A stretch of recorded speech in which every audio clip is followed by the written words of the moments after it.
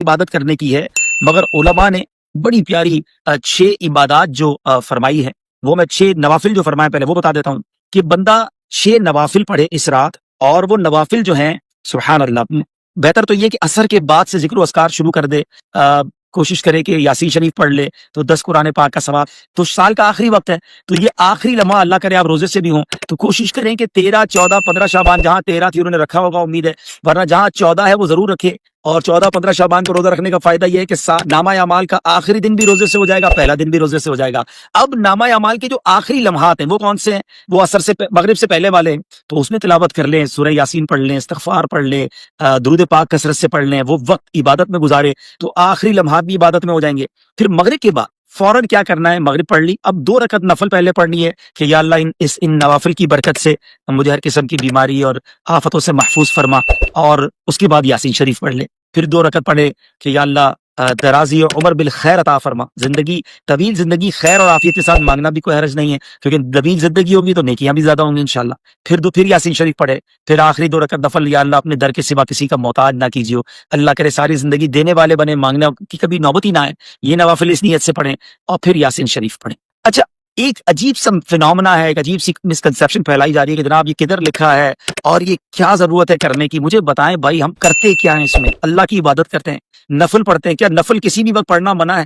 ہم قرآن پڑھتے ہیں، کیا کبھی بھی پڑھنا منع ہے؟ اگر بزرگوں نے فرمایا اور ہم عمل کرتے ہیں، کیونکہ یہ رات عبادت کی ہے، یہ رات مغفرت کی ہے، تو حدیث پاک میں ہے نا، تو اگر کوئی عبادت کی رات، مغفرت کی رات نوافل پڑھتا ہے، یاسین شریف پڑھتا ہے، اللہ کی بارگاہ میں دعا کرتا ہے، تو پرابلم کیا ہے؟ لوگوں کو پرابلم اللہ کی عبادت سے کیوں ہو جاتی ہے؟ اس بہانے لوگ جمع ہو جاتے ہیں، اس بہانے لوگ عبادت کرتے ہیں، اللہ کو یاد کرتے ہیں، ورنہ کہیں بھائی اپنے اپنے طور پہ جو جی چاہے کر لیں تو کچھ بھی نہیں کریں گے۔ تو ایک اگر پلان کے ساتھ اللہ کی عبادت کرنی جائے، ہاں ہم یہ کہیں نا یہ واجب ہے، جو نہیں کرے گا وہ گناہگار ہوگا، پھر تو اعتراض بنتا ہے، نہ ہم نے واجب کا، نہ ہم نے فرض کا، نہ ہم نے سنت موقدہ کا، ہم نے کہا نفل ہے، بہتر ہے، پڑھے بھائی، فائدہ ہوگا۔ تو اس کی وجہ سے بتائیں، بچپن سے ہم پڑھ رہے ہیں، لاکھوں لاکھ کروڑوں عاشقان رسول یہ پڑھ رہے ہیں، تو فائدہ ہی ہے نا۔ اور اگر آپ کہہ رہے ہیں جناب کوئی عبادت نہیں کرنی، اپنی اپنی مرضی سے کریں، تو سب تتر بتر ہو جائے گا۔ تو اللہ سلامت رکھے، ہمارے بزرگوں نے پورا ہمیں پلان دیا، اور اس پلان کے ساتھ ہم عمل کرتے ہیں تو بڑا اچھا وقت گزرتا ہے، دل کو کچھ ڈھارس بن جاتی ہے۔ حدیث پاک میں پیارے آقا نے فرمایا نا کہ ایک بار یاسین پڑھنے والے کو 10 قرآن پاک کا ثواب ملتا ہے، تو 3 سورہ یاسین پڑھی، 30 قرآن پاک کا ثواب، اعمال نامہ شروع ہوا فوراً مل گیا۔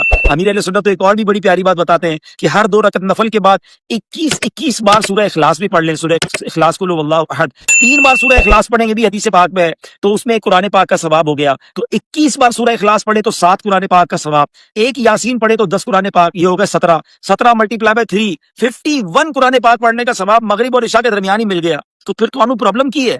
اور یہ حدیث پاک میں نبی پاک نے یہ تو نہیں فرمایا کہ بھائی سورہ یاسین کا 10 قرآن کا ثواب ہے، شب برات کو نہیں ہے، تین بار سورہ اخلاص پڑھنے پر پورے قرآن کا ثواب ہے مگر شب برات کو نہیں ہے، ایسا تو نہیں ہے۔ تو پھر کیوں لوگوں کو کنفیوز کرتے ہیں بھائی؟ پڑھنے دیں، لوگ عبادت کر رہے ہیں۔ تو بہرحال آ جائیں واپس اپنے پوائنٹ کی طرف کہ عبادت کریں، دل کھول کر کریں۔ اس کے بعد آپ کیا کریں؟ رات کو ویسے تو قبرستان جانا بھی سنت، لیکن اس رات کو میرا ایک اور مشورہ یہ ہے کہ صلاۃ التسبیح بھی ادا کریں۔ بڑی کمال کی نوافل ہیں یہ، اور بڑی طویل نوافل ہیں، اس کو پڑھنے کا مزہ بھی کچھ اور آتا ہے۔ تو اب ظاہر مسجدوں میں شاید نہیں ہو سکے گی تو اپنے گھروں میں صلاۃ التسبیح ادا کریں۔ آلموسٹ لیٹ نائٹ تک مدنی چینل پر نشریات رہیں گی، اور اعلان ہوا ہے کہ امیر اہل سنت اس جگہ سے دعا کریں گے شب برات تقریباً 12 بجے کے آس پاس، کہ جہاں نالین اقدس موجود ہے نبی پاک کے جو تبرکات ہیں امیر اہل سنت کے پاس، وہاں سے امیر اہل سنت انشاءاللہ دعا کریں گے۔ تو آپ نے ضرور شب برات کی رات مدنی چینل کے ساتھ گزارنی ہے، تو انشاءاللہ بہت کچھ آپ جان لیں گے اور سیکھ لیں گے۔ چلے جناب، کچھ باتیں ہو گئی، کچھ نوافل ہو گئے، عبادات کا بتا دیا۔ 14 رمضان بھی روزہ، 14 شعبان بھی روزہ رکھیں، 15 شعبان بھی ضرور روزہ رکھیں۔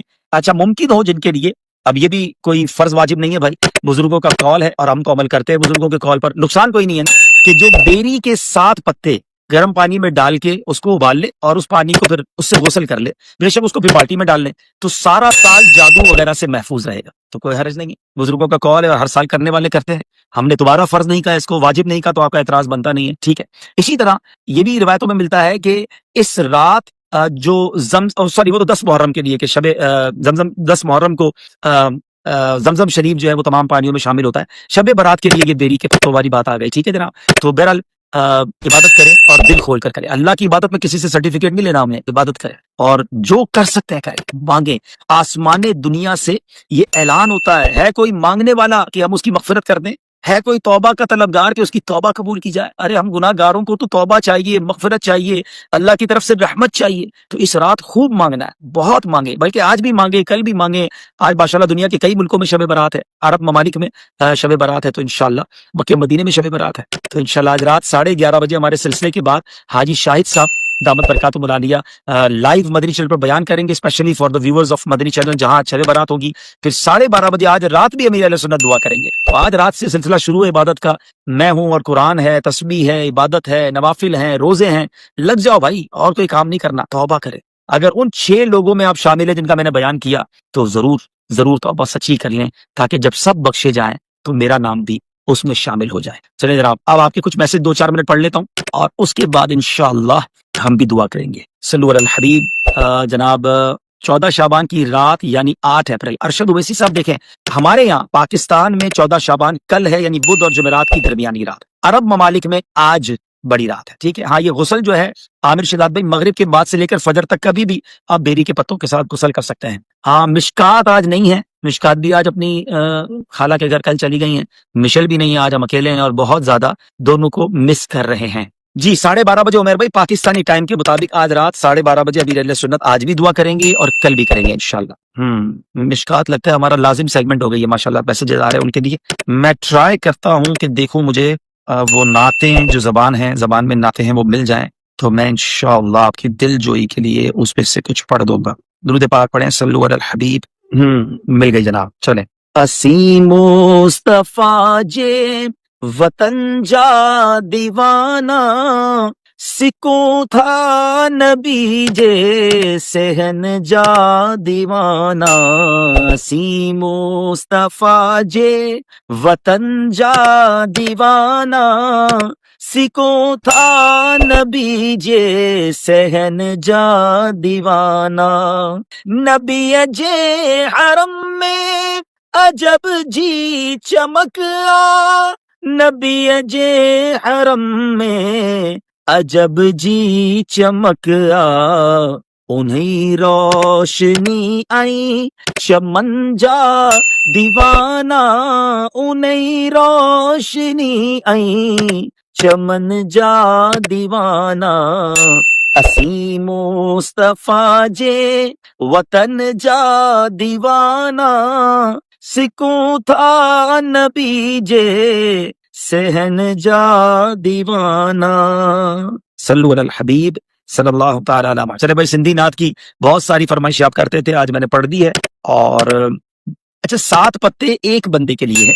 میسج آیا تھا کہ 7، جی ہاں 7 پتے اسلامی بھائی کے لیے. ٹھیک ہے، ایک اسلامی بھائی کے 7 پتے ہیں. جتنے گھر کے افراد ہیں اتنے پتے ہیں، لیکن یہ پتے بھی کسی سے پوچھ کے توڑ رہے ہیں. پتہ چلا کسی کے گھر میں بیری کا درخت لگا اور پتے توڑ کے آ رہے ہیں، تو اجازت لے کے ایک اچھے کام کے لیے حقوق العباد تلف نہ کر لینا بھائی. آج رات بڑی جو ہے نا کروشل بھی ہے، کروشل ان سینس سینسٹیو ہے کہ آج رات فیصلے ہوں گے. اللہ تبارک و تعالی فرشتوں کو جو کام ہے وہ سونپے جاتے ہیں کہ اگلے سال کون کون دنیا سے جائیں گے، کون کون پیدا ہوں گے، کون کون حج کرے گا. آج تو مانگنا ہے نا کہ یا اللہ اس سال حج بھی لکھ دے، اس سال ہمیں سلامتی والی زندگی دینا، رزق میں اضافہ عطا کر دے. دعا کے اندر بھی جو ہے نا شب برات کی، اب ذرا سنیے گا، میں تھوڑا سا 1-2 جملے سناتا ہوں. اللہم یا ذا المن ولا یمن علی، یا ذا الجلال والاکرام، یا ذا الطول والانعام، لا الہ الا انت ظہر اللاجین وجار المستجیرین وامان الخائفین. اللہم ان کنت کتبتنی عندک فی ام الکتاب شقیا او محروما او مطرودا او مقترن علی فی الرزق. اب ذرا یہاں تک کا ترجمہ سنیے گا.